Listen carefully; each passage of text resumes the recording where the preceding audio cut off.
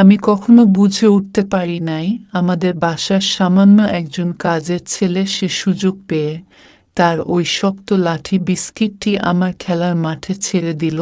আমি ঠিক ওই সময় কাজের ছেলের পায়ে ধরে বললাম, ভাই আমার ছেড়ে দে, আমি আর পারতেছি না। তখন কাজের ছেলে বলল, ভাবি আর মাত্র 1 ঘন্টা লাগবে, আমাকে দয়া করে আর মাত্র 1 ঘন্টা সময় দিন, এরপর আমি চলে যাব। তখন আমি কাজের ছেলেকে বললাম, তুমি তো 1 ঘন্টা বলতে বলতে সারাটা রাত পার করে দিলা। তখন কাজের ছেলে আমাকে বলতেছে, ভাবি আমার অনেক কষ্ট হচ্ছে, আর একটু সময় দেন আমাকে। বন্ধুরা, সেই রাতের ঘটনার পর দিন থেকে আমি প্রায় 4 মাস হসপিটালে ছিলাম।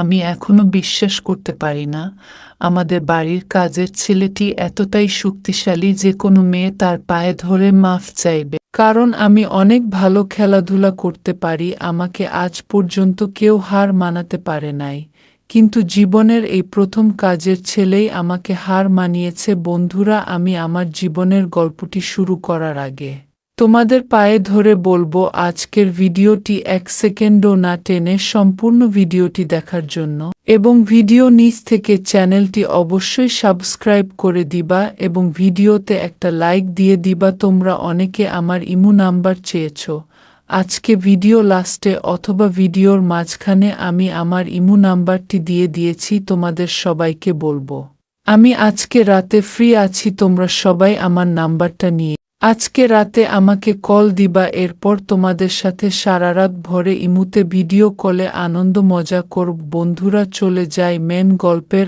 আমার বাড়ির কাজের লোকের সাথে আমার কি হয়েছিল। আমি আমার বাড়ির কাজের লোককে অনেক বেশি বিশ্বাস করতাম এবং আমার বাড়ির কাজের লোক আমাকে সবসময় বলতো আমাকে নাকি এই জামাতে অনেক বেশি সুন্দর লাগতো, এটা পড়লে বেশি ভালো লাগতাছে। এগুলা শুনে আমার কাছে অনেক বেশি ভালো লাগতো, অনেক বেশি বিশ্বাস করেন তাকে। মনে করতাম যে সহজ সরল ছেলে, সে মনে হয় আমাকে তার বোনের চোখে দেখে। কিন্তু আমি তাকে সবসময় বলতাম কাজের ছেলেটা আমাকে জেন চাপু বলে, কিন্তু সে সবসময় আমাকে ভাবি বলে। তখনই আমার সন্দেহ হয়েছিল তার মনের মধ্যে মনে হয় অন্য কিছু ঘুরতেছে, কিন্তু পরে মনে হল হয়তো বা কাজের ছেলে ভাবি নাই, সে কারণে আমাকে ভাবি বলে ডাকে। কিন্তু আমি পরে বুঝতে পেরেছি সে আমাকে ভাবি বললে সবকিছু সহজ হবে তার জন্য। আমি যখন বুঝে ফেলি তার মনের মধ্যে অন্য কিছু চলতেছে, তখন আমি কাজের ছেলেকে বললাম, তোমার মতিগতি একেবারেই আমি ভালো দেখতেছি না, তুমি কেন আমাকে বারবার ভাবি বলে ডাক।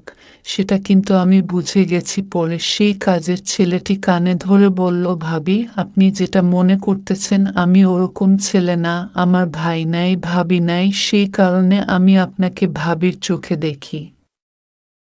আমি কাজের ছেলেকে বললাম, তুমি আমাকে ভাবি বলে ডাকো, ঠিক আছে, কোনো সমস্যা নাই, কিন্তু তোমার মনের মধ্যে যদি অন্য কিছু ঘুরে তাহলে কিন্তু সেটা ভালো হবে না।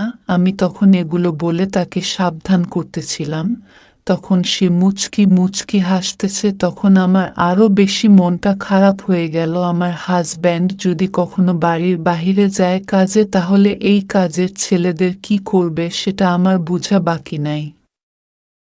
আমি কাজের ছেলেকে বললাম, আমার হাজব্যান্ড মানে তোমার ভাই যদি কখনো বাসায় না থাকে তুমি কাজে আসবে না। তখন আমার বাসার কাজের ছেলেটি আমাকে বলল, ঠিক আছে ভাবি, ভাই যখন বাসায় থাকবে না তখন আমি বাসায় আসব না। একদিন হঠাৎ করে আমার হাজব্যান্ড চট্টগ্রাম চলে যায় কাজের জন্য, তখন আমার সময়টা মোটামুটি একটু একা একা কাটতেছিল। আর তখন কেন জানি হঠাৎ করে খালি ভাষায় কাজের ছেলের কথা অনেক বেশি মনে পড়তেছিল। তখন আমি ইচ্ছা করে আমার বাজে ছেলেকে ফোন করে বাসায় আসতে বললাম। কাজের ছেলেটি ফোন করার মাত্র কয়েক মিনিটের মধ্যে আমরা বাসায় চলে আসলো এবং আমার কাছ থেকে জানতে চাইলেও হঠাৎ আমি কেন তাকে ডেকেছি। তখন আমি বললাম, আমার বাসায় একেবারেই বাজার নাই, তুমি যত তাড়াতাড়ি পারো আমার জন্য বাজার করে নিয়ে আসো। পরে কাজের ছেলেকে বাজারে পাঠিয়ে দিলাম। সে বাজার করে আসতে আসতে রাত 3টা বেজে গেল। তখন আমি বুঝে ফেলেছি এত রাতে সে তো আসার কথা না। তারপরেও যেহেতু ঘরে বাজার ছিল না, সেই কারণে আমি যেহেতু ওকে বাজারে পাঠিয়েছি, আর এখন যদি দরজা না খুলি তাহলে সমস্যা হবে।